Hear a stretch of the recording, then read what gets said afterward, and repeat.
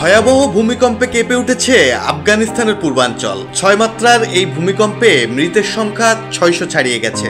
দেশটির স্বরাষ্ট্র মন্ত্রণালয় জানিয়েছে প্রায় 1,500 মানুষ আহত হয়েছে। আহত এবং মৃতের সংখ্যা আরও বাড়তে পারে বলে আশঙ্কা করা হচ্ছে।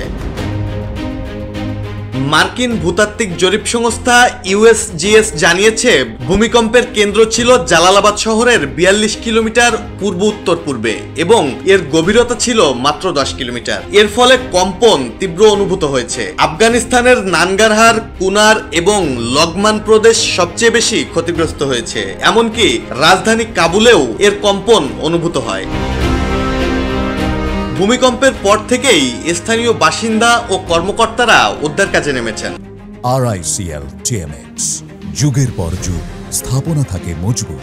কিন্তু সবচেয়ে বড় চ্যালেঞ্জ হয়ে দাঁড়িয়েছে দুর্গম পাহাড়ি অঞ্চল। ভূমিধসের কারণে অনেক এলাকার সড়কপথ বন্ধ হয়ে গেছে, যা উদ্ধারকর্মীদের পৌঁছাতে বাধা দিচ্ছে। তালেবান সরকার জানিয়েছে কেন্দ্র থেকে এবং আশপাশের প্রদেশগুলো থেকে উদ্ধারকারী দল পাঠানো হয়েছে, কিন্তু যোগাযোগ ব্যবস্থা ভেঙে পড়ায় অনেক স্থানে পৌঁছানো এখনো সম্ভব হচ্ছে না।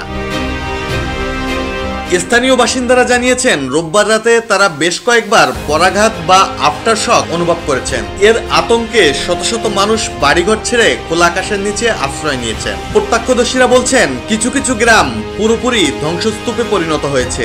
এই ধ্বংসযজ্ঞের কারণে একটি উপত্যকাতেই শত শত মানুষ নিহত বা আহত হওয়ার আশঙ্কা করা হচ্ছে। এই ভয়াবহ প্রাকৃতিক দুর্যোগে বিপর্যস্ত আফগানিস্তান এখন গভীর সংকটে। বিধ্বস্ত জনপদ আর হতাহত মানুষের আর্তনাদে ভারী হয়ে উঠেছে সেখানকার বাতাস। ধ্বংসস্তূপের নিচে চাপা পড়া মানুষদের উদ্ধারে চলছে আপ্রাণ চেষ্টা। এই কঠিন সময়ে যত দ্রুত সম্ভব দুর্গতদের কাছে সহায়তা পৌঁছানোই এখন সবচেয়ে বড় মানবিক চ্যালেঞ্জ। ডেস্ক রিপোর্ট, জয় জয় দিন।